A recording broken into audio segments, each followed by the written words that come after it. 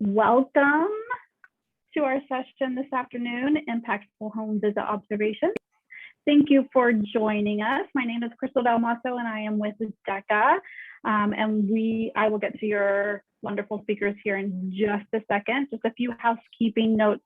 I'm sure you've heard them a couple of times today, but I will remind you that the session is being recorded and will be available for your viewing pleasure an hour after this session ends.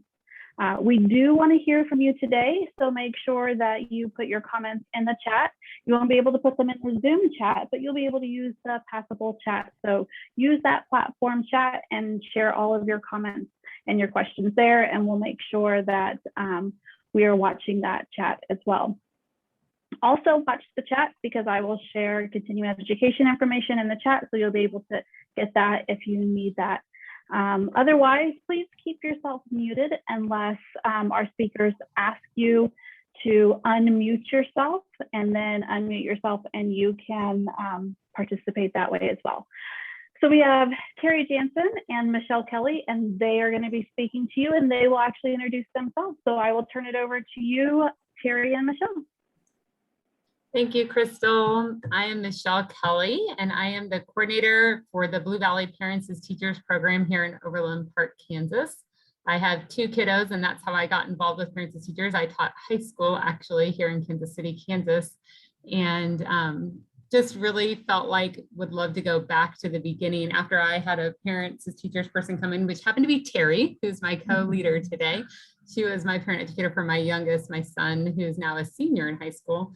And after seeing the impact that she was able to have and teaching high school when kids are kind of in families are towards the end of that journey together, just really felt like it would be fun to get to start with families fresh from the beginning and help them create relationships and patterns and routines that would help set them up to be successful before they got so far down the road. So kind of switched my career 15 years ago back to early childhood, or down to early childhood, I guess, and have been doing Parents as Teachers ever since, and did home visits for almost 10 years before switching into the coordinator role. And it's crazy now that it's been that long. And then I'm going to let Terry introduce herself real quick. Hi, I'm Terry Jensen, and as Michelle said, I'm the lead parent educator here, and I was Michelle's parent educator when her little guy was, well, he's very tall and big and a senior in high school now, but I was blessed with the opportunity to be her parent educator. I originally got into Parents as Teachers as a parent with my youngest, and I have a background in family and child development, and even at that, I really felt strongly about how important that piece of education was when I had a parent educator in my home with my child, and how valuable that was to me. So I decided when I went back to work that I wanted to be involved in Parents as Teachers. And so I started that journey 25 years ago, and I was a parent educator from the beginning. And I've been the lead parent educator, I think about 5 years now. So it's been a fun journey, and I'm still learning and growing. And that's part of what we're going to be talking about today, about how those observations can help us all learn and grow throughout our whole career. And like all good pairings, Terry and I are kind of opposites. And so I super appreciate presenting with Terry because she can help balance me out. Sometimes I can talk too fast and get us way off track. And Terry brings a much more balanced, grounded approach, and is really excellent at reflection and continuing to learn and grow. And so I really think you'll gain a lot from her today. The state was looking for somebody to present on this topic. And Terry and I had the opportunity to travel to national conference, and I wish I could tell you for sure which one it was at and who presented it, and I don't remember now. But we happened to sit in on a training there, or session there, on home visit observations, and we felt like we left just with a renewed passion for what that could look like, and doing it differently than we'd been doing it. And so a lot of this information is kind of borrowed. We have kind of piloted and toyed around with these ideas. I think some of our educators might actually be on this talk, and some of them have had the opportunity to do observations in the way that we're going to talk about today, and some of them are still going to have that opportunity as we keep transitioning into it. So as we go forward today, know that we're learning right alongside with you, that this is just in the last few years that we've really started to see this, the why behind it, and how it's a parallel process to the work we do with families, and how to really make it more meaningful and reflective for parent educators as they continue to improve their practice. So I think first it would be helpful for us to know, we're with parents and teachers, but I know there's lots of other people on or joining this conference.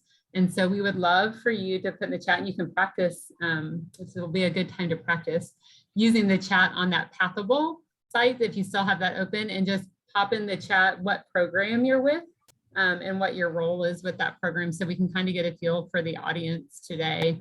If you're with parents as teachers or a different home visiting group, or maybe it's something else entirely, that will be helpful for us as we go along. And I need to switch.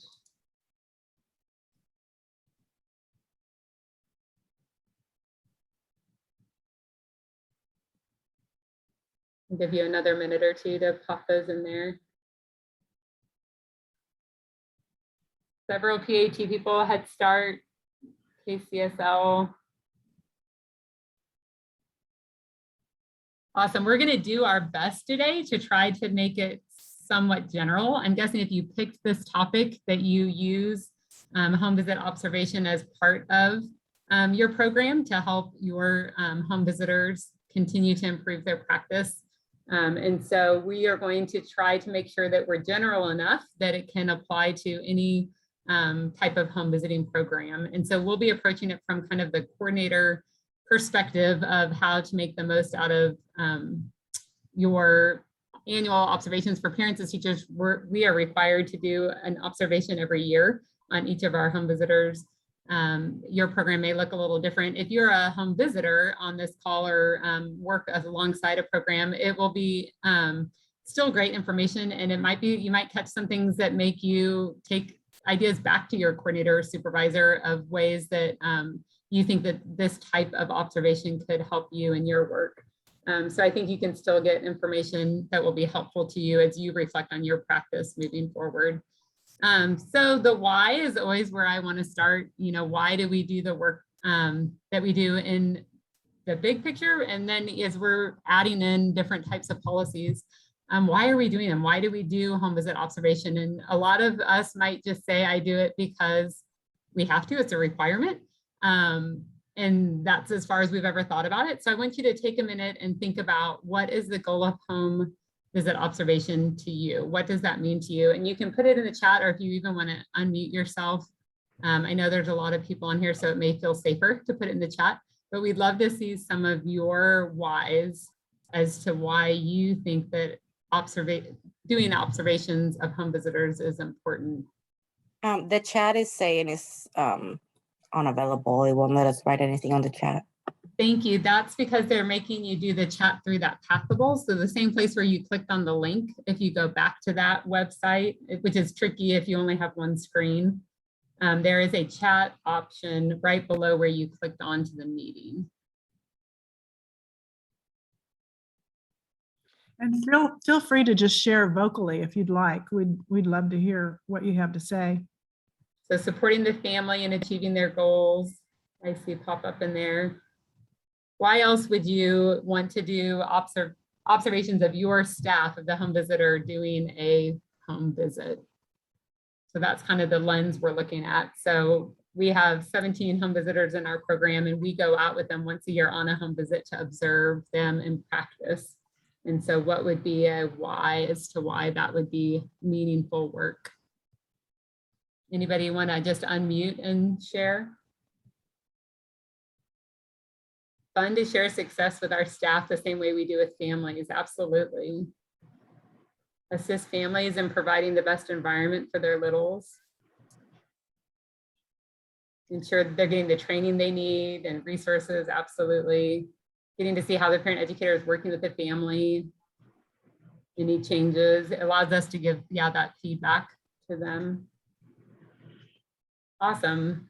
You can keep putting those in there. Some that Terry and I came up with as we were planning this. I have fun with pictures, so they're gonna get more fun as we go. But I think this little one's cute as she's looking at her reflection. So we're going to talk a lot about reflecting in our work today. So that's where that came from. But some answers we thought of similar to what you guys were saying, opportunity to affirm home visitors' strengths, just like we do with families on home visits. We want to be pointing out those strengths that we're seeing, help home visitors reflect on their practice. I think that was the part that Terry and I really started to pull out after we went to training and spent more time thinking about it, is instead of this coming in and me grading them on their work, very similar, and we'll talk about parallel practice here, that this really was an opportunity to help parent educators really reflect on their own work and how could we lift that up more? How could we make that more available and easy for them to do during this practice? An opportunity to coach new skills, which I think we saw a little bit in the chat. Quality control across the program. So making sure that we're all kind of following that model in the same way and doing things in a similar fashion and staying in line with our model for parents as teachers. That's really important. Help home visitors set professional development goals, help them use this as they reflect as an opportunity for them to, as they reflect on their practice, use that for goal setting, just like we do with families. And then of course, because it's required, is kind of our last little bullet there. Promote growth and self-reflection. I see in the chat, that's, yeah, exactly what we're kind of talking about, which kind of takes us into parallel process. I'm going to let Terry share a little bit on how we really started to see the parallel process behind this practice. Now, parallel process is great in that it's valuable to model that parallel process for families by reflecting on my own work and setting my own personal and professional goals. Using the techniques that I ask my parents to try, that I'll gain a deeper understanding of what that feels like, that process of change. So through my own trial and error and experience, I'll be better able to reflect with parents and help really motivate them toward their goals that they set up for themselves. So it's really, like Michelle just mentioned, it's not like we're grading home visitors. We really want it to be an opportunity for them to grow and self-reflect and see changes that they would like to make and see the why behind that. So as we do that ourselves, we're much more apt to be more empathetic and understand what parents are going through as we're working with them as they make, decide they want to make changes, what that looks like, why they want to make those changes. So it's real similar to the parent-child interaction in a visit. If we're sitting with a family and the parent and child are interacting, and as we, with open-ended questions about, ask parents what they're observing, what they're seeing, then that helps them to be more reflective about how their children are responding potentially to what they're doing, and to just have that more awareness of what they're seeing. And then that we're always want to be focusing on that strengths-based lens when we're working with families and with ourselves, to be able to identify. And for some of us, that's harder than for others, to really be able to identify what are my strengths that I bring to the table, because we all have strengths, whether it be a parent educator or a parent. We all have strengths to offer. And so that's important to recognize those and build on those and use those in our work going forward.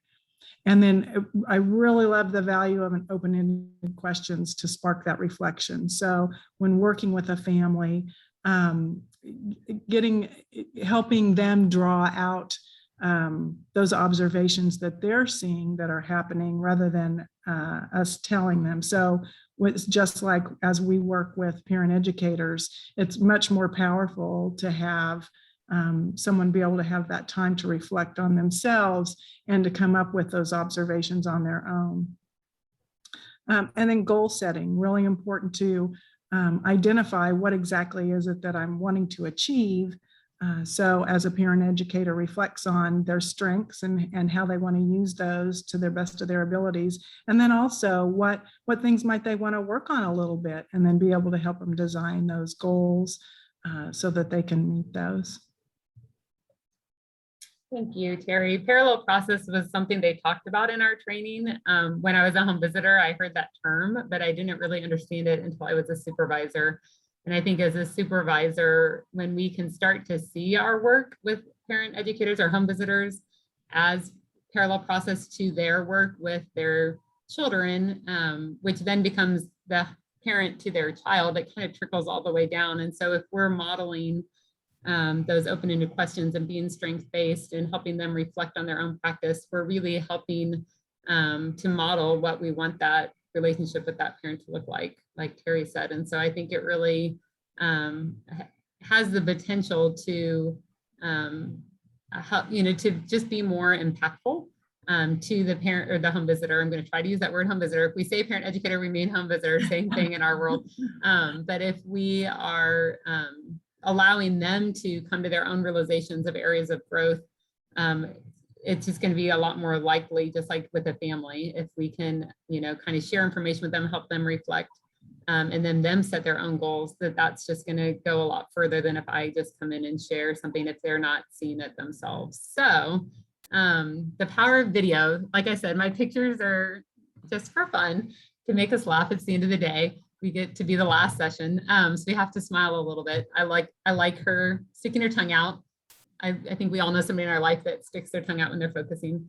But what we learned, or our aha, was when we went to that training a couple of years ago, was they talked about the power of video. And I don't know if any of you use the Piccolo tool with your family, but we, around the same time, had started to be introduced to the Piccolo. And the Piccolo is a tool that parents, that we use to help parents reflect on their interactions with their child. And the Piccolo really encourages you to video that interaction and then allow the parent to watch it back and reflect on what they saw, what were their strengths, what interactions did they see, how did their child respond. And so the parallel process to that is then bringing that video into annual home visit observations. And so this is something we've just started to do in the last couple of years. And up to this point, we've let the parent educators choose whether they want to be videoed or not. But to us, the power of that is that instead of us coming in and just telling them what we see, it allows the parent educator to watch themselves back, which is really hard for a lot of grownups to do. Kids love to watch themselves on video. I still like to watch home videos of myself when I was little, but I don't necessarily want to watch videos of myself as a grown-up. And so we have to get over that. That's probably one of the biggest barriers. Our staff feeling really uncomfortable having to watch themselves. But if you can get past that barrier, it allows them to be able to do that reflection work without our filter on it first. And so we feel like giving them the opportunity we go with them still, because I think it's important for us to be able to have the benefit of the whole home. I think now that we've all been on Zoom, we understand how much we're missing, have context of what's going on in the home when all you get is a screen. There's so many things that are going on in the house potentially, or things that give us clues to the environment by being in the home. So we still go and record them. We have iPads in our program. If you don't, you could even just use the parent educator's phone. We use their own device so that it goes back to them and record them in the as they do their visit.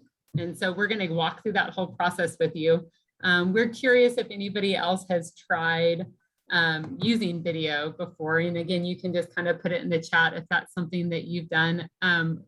Another way to do this in the past was our previous supervisor had given us the opportunity to take a video along and video ourselves, and she wasn't present. And then we would turn in the video for her to watch and observe and kind of almost score. And so that's a similar method. I think the difference is you're going to see we're going to, instead of the supervisor watching the video, it will be the parent educator watching the video. So wondering if anybody's used video in any way when doing observations of home visitors in the home. Anybody have any experience with that?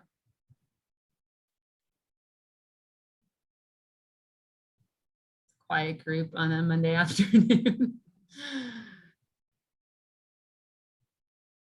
We use video, it's taken a few years, but finally the visitors are seeing positives themselves. Before they were very critical. Yeah, and I think the first year that a parent educator or home visitor would watch themselves, I think it would be very easy for them to be critical. I think the first few that I did with staff, they were very hung up on little things that they did that, whether it was adding in ums or, oh my goodness, I use my hands a lot, or, some of those types of things. And they couldn't get past those superficial observations to really get to the heart of it. And they would be very critical, or they didn't like the view of the camera. And they're like, next time I'm going to do this, not from behind, because I don't want my backside or whatever. So trying to get past that.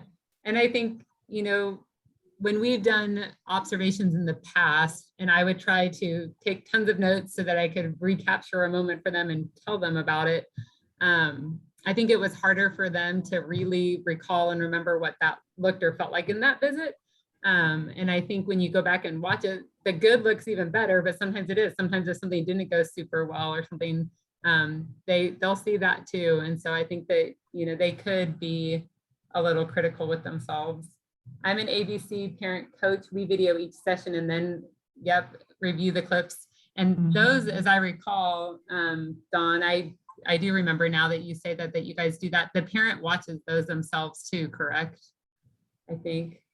So again, kind of that power of being able to see and use that for reflection. Observe together with the supervisor. We haven't gotten there yet. I don't make them watch it with me. I feel like that might make them even more uncomfortable. But if we did not go with them, then we definitely would be watching it along with them. Thanks, Dawn. So yeah, that's, I think, one of my favorite parts about that ABC is that they're kind of doing piccolo on every visit of getting those parent-child interactions and letting parents reflect on that. So our process, this is kind of how we did it. Another fun picture for those of you who are like 25 and under, you probably don't even know what that thing on her shoulder is, but we used to have to video that way. Now you can bring it in your pocket on your phone. But prior to the visit, and these are really wordy slides, kind of intentionally because we did upload the PowerPoint, so you can download that through that Pathable site. Instead of having to write everything down or take a bunch of notes, I like after a session in a workshop to be able to just have it all in one place. So you'll have all of this. But prior to the visit, really discussing ahead of time what skills or area of the visit has the home visitor been focusing on. This is something we've done more recently. In the past, we used to be like, this year we're going to be watching for how you set goals with families. Like that had been an emphasis on our kind of program wide. But I think just like with families, it's important to come in and be like, what's important to you? What have you been working on in your home? That's how we would approach a home visit. And so how do we do that the same way with our home visiting staff is, what are you working on? What have you been focusing on? What areas of the visit would you like me to watch for and give you feedback about? And I think that's been a really big bonus. I like that approach better to kind of get their goals for the observation and have them have a little bit more ownership in it. Share anything that we will be watching for. My staff have learned and they'll come in and ask, so what are you watching for this year? Or what's important to you this year? And that's always good too, to be just as upfront and communicate. If there are things like that, I'm going to be looking to see how you go about setting goals with family, or did you set a goal, or did you follow up on a goal from last time? Just being upfront with that and making sure that they know and that I'm communicating anything. It shouldn't be a surprise. We have a rubric with parents as teachers that we use, and I give that to them ahead of time. Here's exactly the score sheet or whatever that it has us use. I write more notes than numbers. I'm not really big on scoring. I really just want to be providing feedback. And then schedule that observation. And what I tend to not do as well, this is where Terry's personality is better and more intentional, but so important that when we schedule that observation, that at the same time we schedule that follow-up time so that the time lapse in between isn't too long. Kind of like the visit in your PBR, you kind of got that 2 or 3 day window to do a write-up after a home visit. You know, similar, in order for it to be fresh and for it to be meaningful, we have really found that it's important that it be in that same week and within a couple of days, if at all possible. So then at the visit, the supervisor is going to go into the home, bring a device. A cell phone would work fine. You just have to have something that has enough data, because it does take, you know, our visits in our program are about an hour. And so that's a lot of storage. And so you need to be able to have not data, but storage on the device that it's going to be able to take that. We do still have video cameras in our office.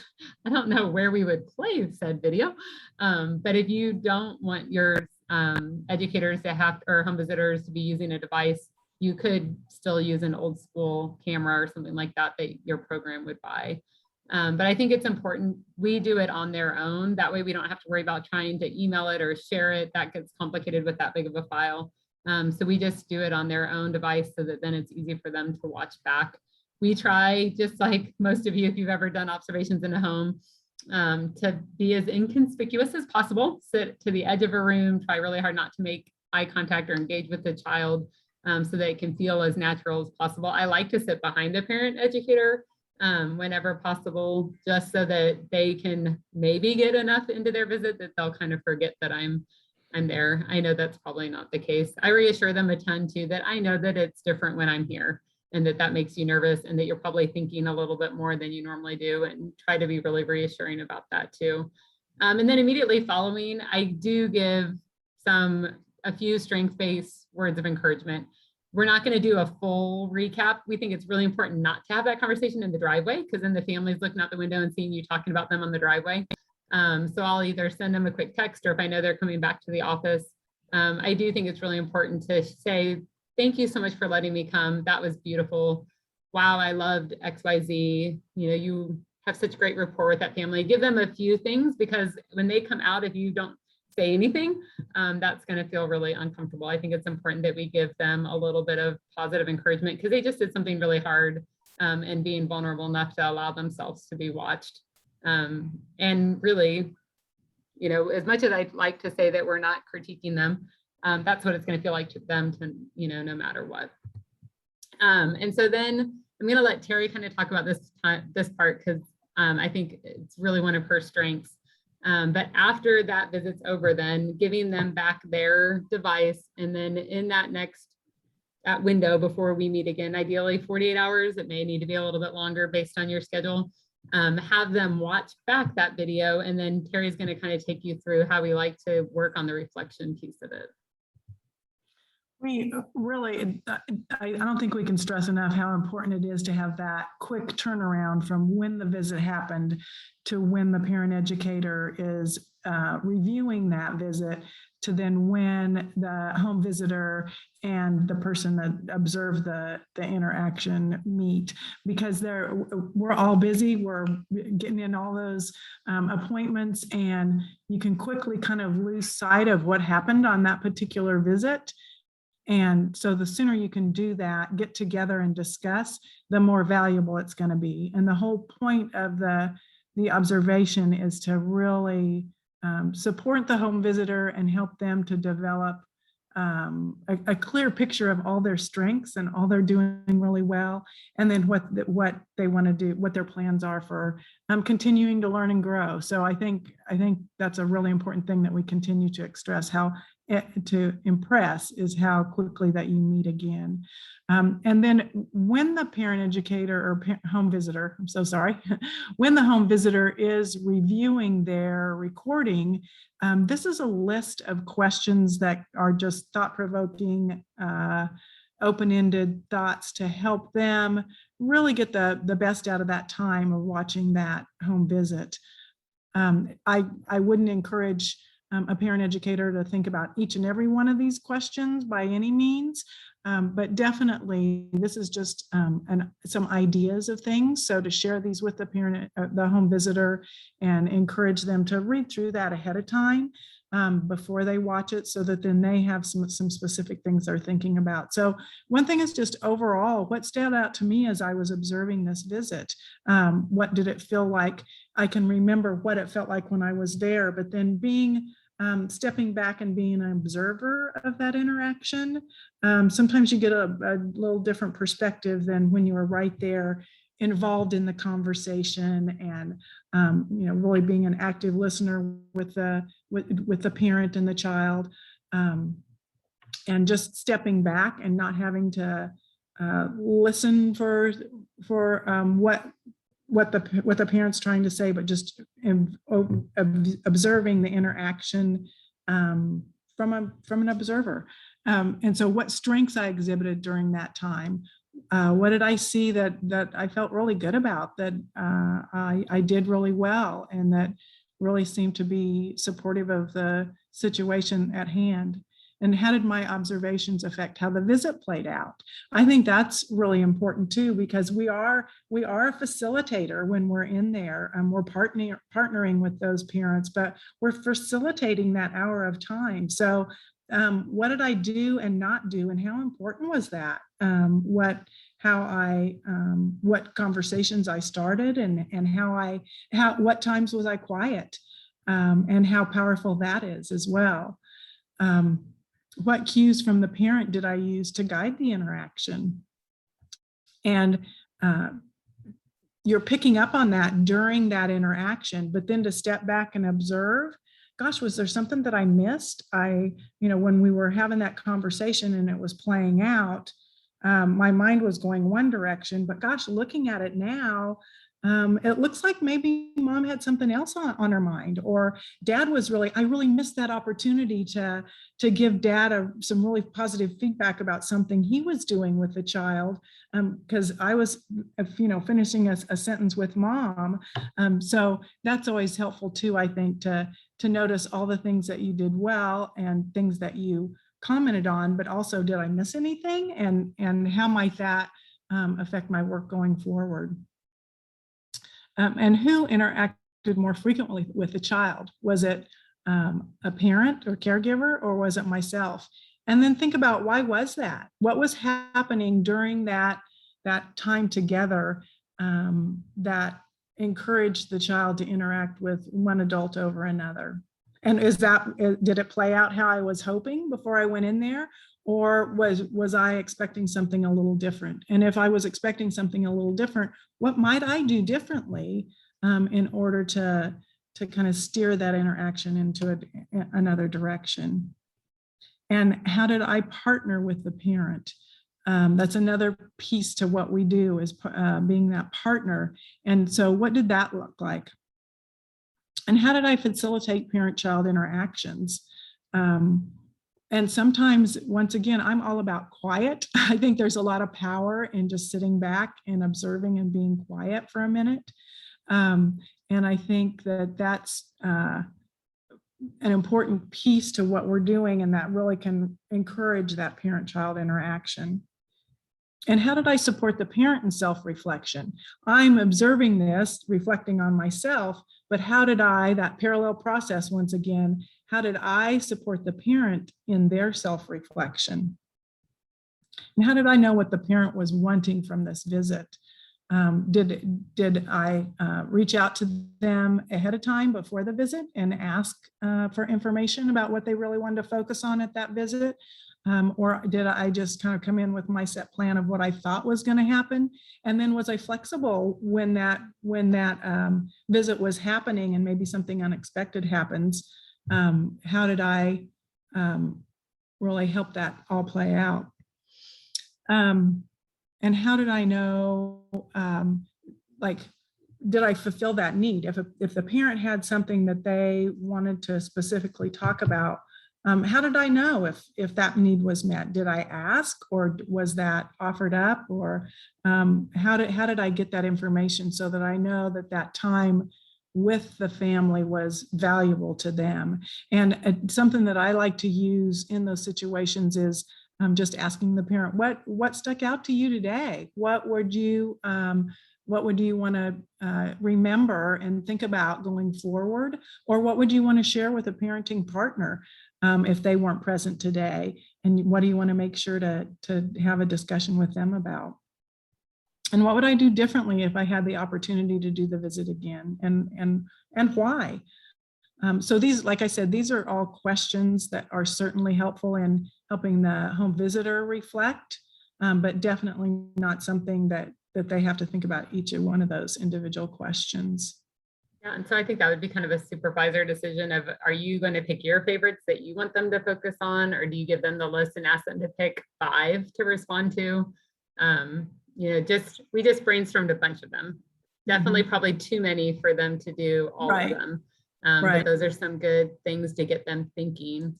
And so then after they have done that, then we will meet with them. The supervisor and home visitor then plan to meet together. And again, ideally within a couple of days, we're going to have that conversation. There have been times where it's worked, where they come back to the office, they have a couple hours, they're going to do their write-up, they're going to watch the observation and reflect, and then we even meet later that day or that next morning, which can be great.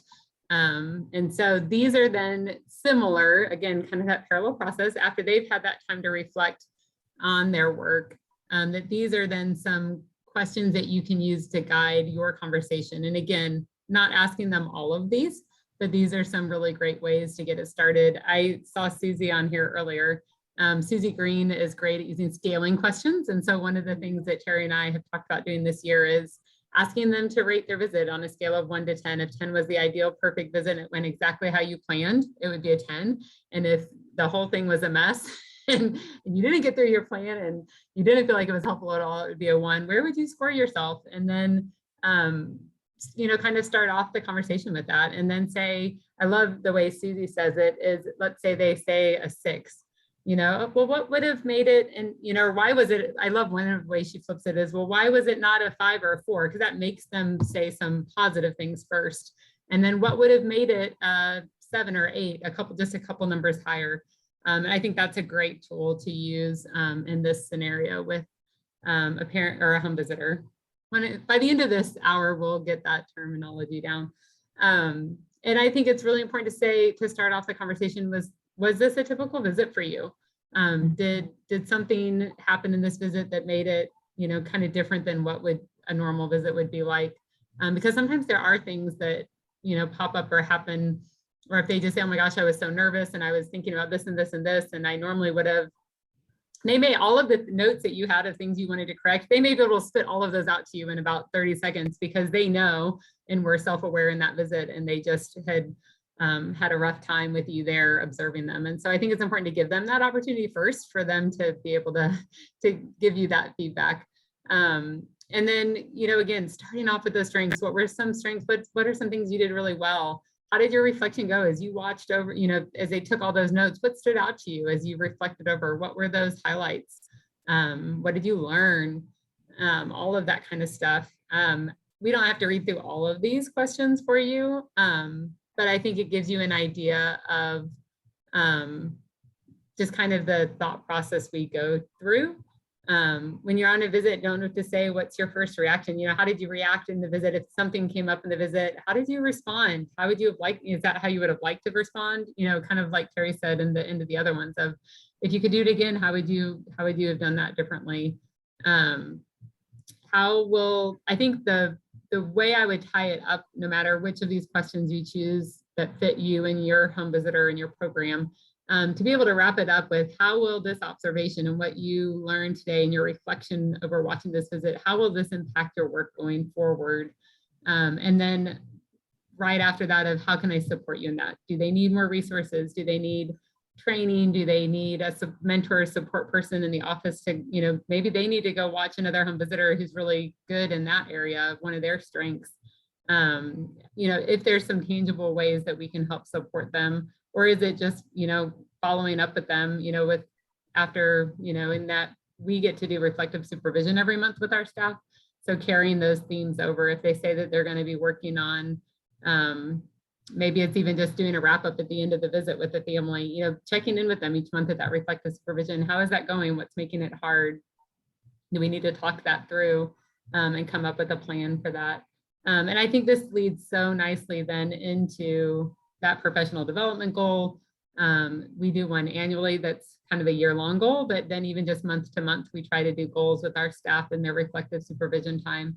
What's something you want to work on this month? And this practice just leads so beautifully into helping them set a goal. And sometimes it can be, I heard you say that you didn't like that you interrupted the mom a few times. Would that be something you'd like to work into a goal? Or, I heard you say that you felt like you interrupted their parent-child activity or play and weren't allowing the parent to drive that activity. Is that something you'd like to make into a goal? Just like we would with a family. We hear families in home visits say, gosh, I just wish that they would sleep in their own bed, blah, blah, blah. And they say that 3 or 4 times in a visit. Wow, that sounds like that's a goal for you. Have you really thought about when you'd like that to happen? So kind of the same thing with, again, going back to that parallel process, we're going to have that same type of focus or lens when we're doing this type of work with the home visitor. How do we take what we hear them say in their own reflection about areas that they weren't super thrilled with in their visit? How do we take those and turn it into a goal and make it a positive thing? Anything else you want to add on that, Terry? No, I think that's good. Yeah. Okay, so it's 4:09. Sometimes numbers help make it feel more doable and less personal. There's Susie. See, Susie, you're teaching me all the time. I see your comment in the chat. I always tell people that I want to be Susie Green when I grow up because she exhibits a lot of strengths that I admire. in her work with families and training. But we want to give you a chance to ask questions for sure, and hear how you see this fitting in with your program. What would be some barriers? We've not done this with our entire staff yet. We have let it be a voluntary way. They can instead just have us come in and give them feedback as normal. I think we're going to present it to them this way this year beforehand. Of this really puts it more in your hands and allows it to be a more self-reflective versus us coming in and sharing our thoughts.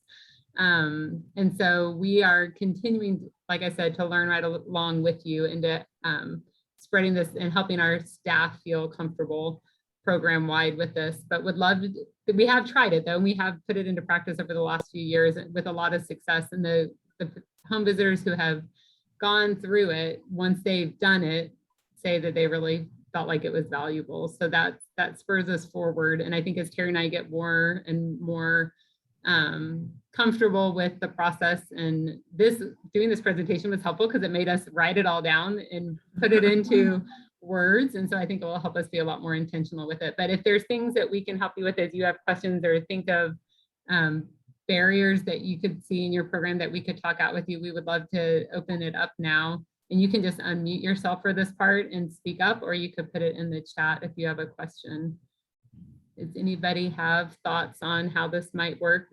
Or you do something similar and have other tips to add in to help make it successful?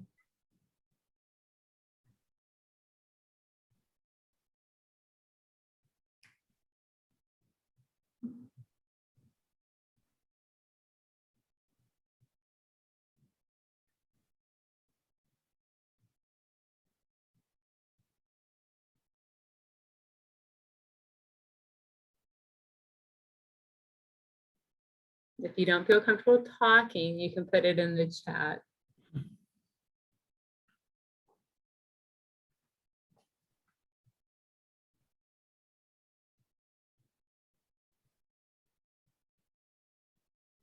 I think the biggest barrier that programs could face with doing this is, one, doing something different. Change is hard. I think one of the best ways to help get home visitors on board is to really create it as a strength-based, reflective kind of parallel process, kind of, you know, explain it to them in that same way of like, just as we in visits, you know, are really lifting up parent strengths and wanting them to reflect on their own practices and set their own goals. We really want this process to be that way for you. And we feel like this will really put it back into your court to be able to really evaluate yourself instead of being evaluated by us. And so I think that can help it feel a little less threatening. Technology can be a barrier. If you don't have iPads or an easy recording device, that would be something to definitely plan ahead for and think through. Are we comfortable, or are parent educators comfortable with using videos or on their own device? You know, kind of thinking through that, and then just helping them, you know, really normalizing and talking about it, that I get it. It's going to be hard to watch yourself. None of us like to watch ourselves on video. And I understand that and have some empathy around that. And you can reassure them that nobody else is going to watch that video. I don't watch the video because I was there in person and I wrote my notes in real time. So they don't have to have that uncomfortable feeling of other people are going to see this. Do you have or use videos of visits for training purposes for other parent educators? Yes, and I will say that that was a really unintended consequence, is we did develop a little library that, with the family's permission, we have asked families. We just trained we have actually new parent educator going through training right now, and she's moving here from Minnesota, but training right now for parents as teachers is all online. So we were able to start her virtually. One thing that we really like to do though is have them watch a couple of home visits. Usually they would go along on some home visits before training to help them really have an idea of the work before they go to training. And because we have a file of these now, we were able to get permission from the family and parent educator to share them with her, and we're able to send her some videos to watch before she went to training. Staff have used them and let each other watch them for their own professional growth. We think personal visit observation is awesome for peers, observing peers. We do it a lot when they're new. And we have found that our parent educators really like going out, even after 5, 10, 15 years of doing the job. They still like to go out and watch their peers because they all bring their own personalities and temperaments and strengths to visits, and they love getting to go in and see how other people do similar things, or especially if they really are working on a certain part of their visit, it can be really helpful for them to go. So yes, this provides a really easy way then for them to get to watch a visit without the having to drive and coordinate and make it a time that works for both people and all of that. Just make sure you get permission or let the family know that it'll be used for training purposes. We store them in Google, in a Google Drive folder, and then can give permission to parent educators as appropriate for that. That's a great comment. Watching your video, cell phone video is hard. Thank you, Don. Yeah, I really agree. I think Terry's been brave. Terry's our guinea pig all the time, because that lead parent educator comes with lots of fun things, like getting to be the one that gets videoed first. And I think she would tell you that it is hard, but it really is powerful to be able to watch what I think happens. For me, I talk way too fast, I interrupt, I don't allow wait time. Like, I can tell you those things, but when I watch it and see it, it's really powerful for me. And it's really, I think, helps me to, instead of just knowing that, when I actually see it, it's like, okay, now I need to actually really do something about that too. And it makes me want to do better, especially if I can compare it to other people's that I've watched and seen what I want it to look like. Then when I watch myself, it stands out even more, I think, than when I just know it in my head. Great comments. Anybody else have any other thoughts? If you have an ABC program in your community, that would be an interesting professional community partner to hook up with if you are not an ABC program but do home visiting, and see if they would let you observe potentially, or meet with them and talk about how they use video with parents. And it would be very much a similar parallel process. So that would be an interesting connection you could make after this.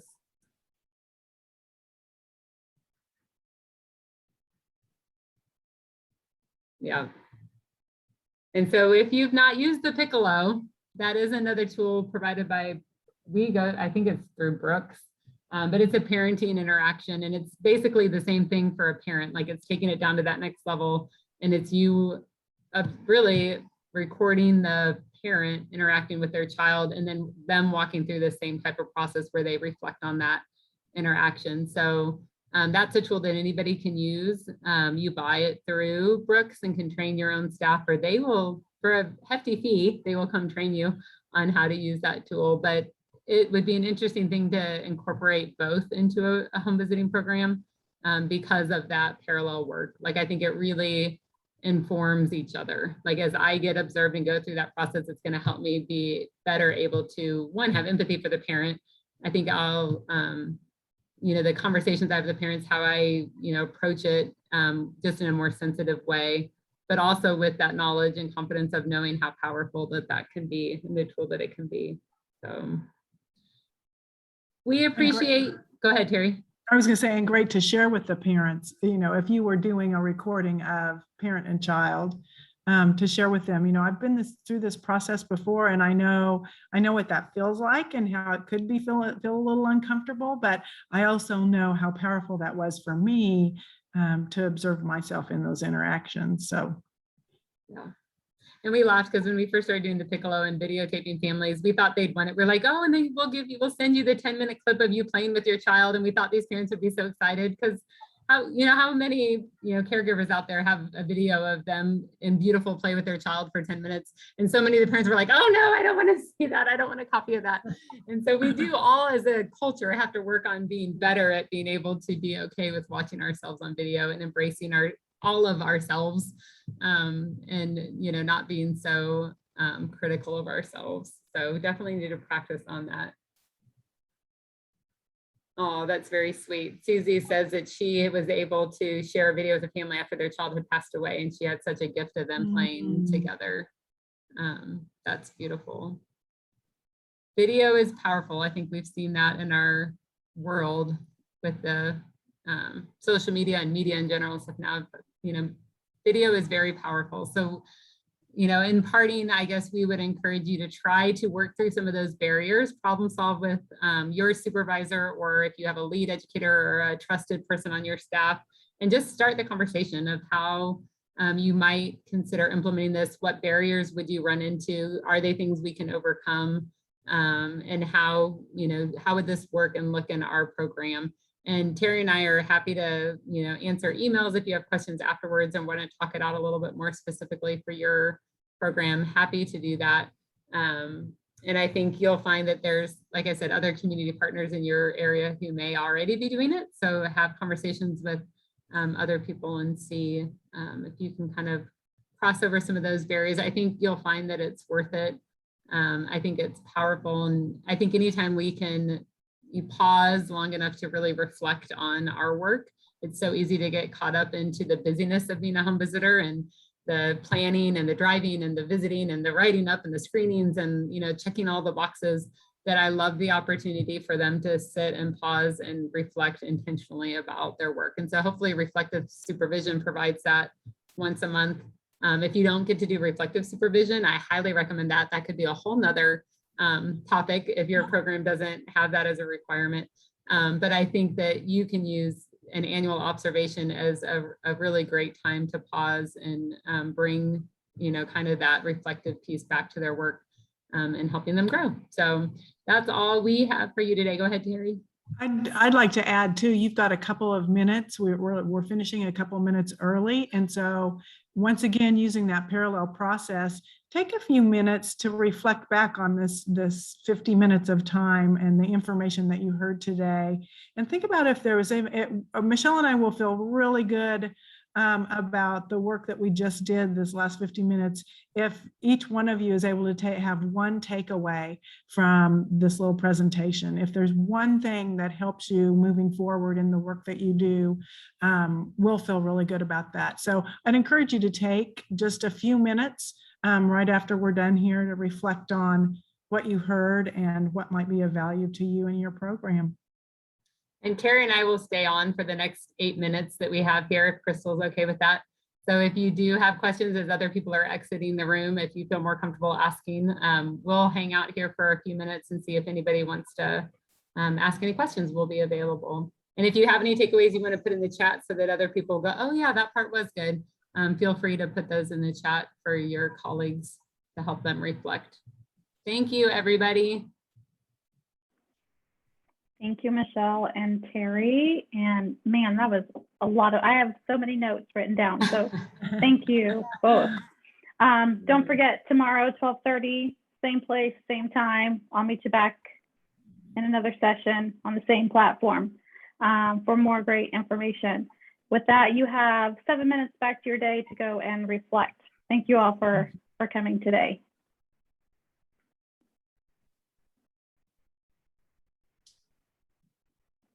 Watch the numbers go down. Nobody has any more questions.